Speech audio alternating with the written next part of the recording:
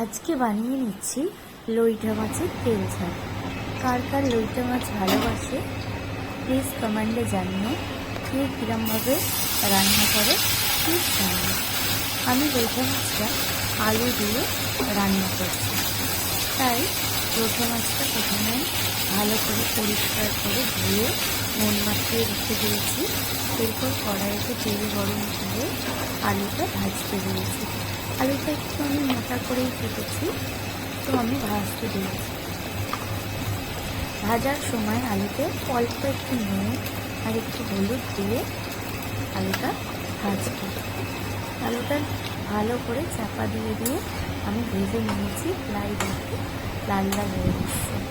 এবার আলুটা ভাজা হয়ে এলে সাইডে সরিয়ে তেলটার মধ্যে কোচানো পেঁয়াজ দিয়ে দেবো। কোচানো পেঁয়াজটা আমি দেড়খানা পেঁয়াজ ইউজ করেছি, প্রায় 400 গ্রাম মাছের মধ্যে দেড়খানা পেঁয়াজ ইউজ করেছি। পেঁয়াজটা ভাজা হয়ে এলে ভালো করে ভাজতে হবে। পেঁয়াজটা ভাজা হয়ে এলে আলুটাকে দিয়ে দিচ্ছি টমেটোটা একদম সরু সরু করে কেটেছি।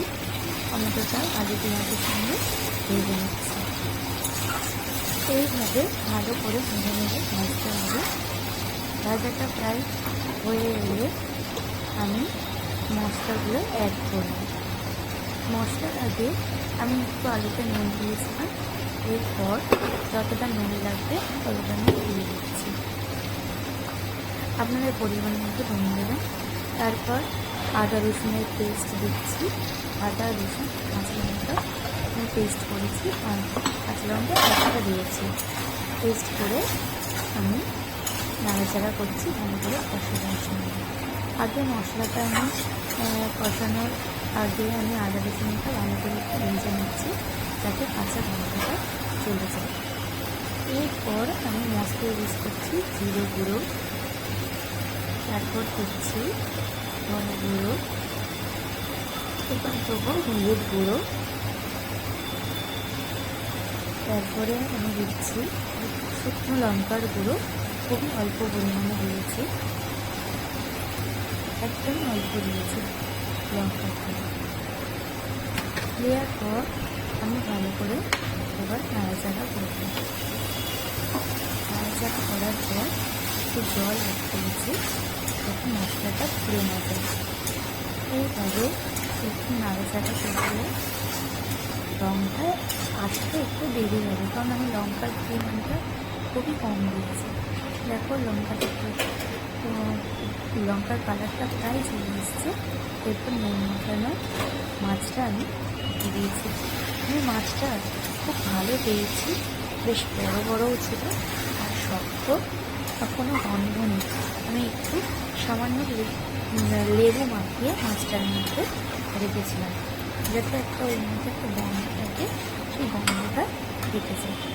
এইভাবে আমি মাছটার মধ্যে মশলাটা মাখিয়েছি আর কাঁচা লঙ্কা ওপর থেকে টমেটো দিয়ে দিয়েছি, দিয়ে আমি চাপা দিয়ে দিয়েছি। এই মাছটা একটু জল বেরোয়, ওই জন্য বেশি জল দিতে লাগে না।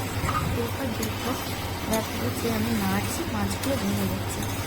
আমি এই মাছ গোটা গোটা রাখি না, তার কারণ গোটা গোটা রাখলে ভিতরে সাদা সাদা যে হয়ে থাকে, আমার ঠিক ভালো লাগে না।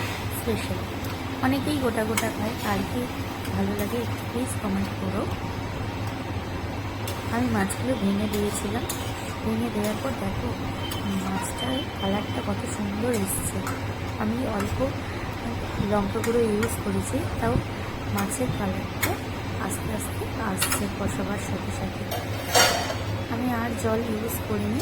এবার আমি সিদ্ধ করার জন্য একটু ঢাকা দিয়ে দিয়েছিলাম। ঢাকা দেওয়ার পর দেখো যে জল বেরিয়েছিল, জলটা শুকিয়ে এসছে, মাছগুলো ভেঙে গেছে।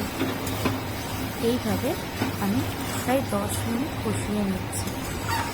কষিয়ে নেওয়ার সাথে সাথে আলুগুলোও দেখো গলে যাচ্ছে, আলুগুলো আর দেখা যায় না, এতটাই সিদ্ধ হয়ে গেছে। মাছটা পুরো একদম ভালো সিদ্ধ হয়ে গেছে, গন্ধও বেরিয়েছে ভালো। এইভাবে আমি লটিয়া মাছ রান্না করেছি। দেখো হয়ে এসছে মাছটা, দারুণ খেতে লাগে গরম ভাতের সাথে। এরকমভাবেই আমি লইটা মাছের তেল ঝাল করি। তোমরা কে কীরকম করো প্লিজ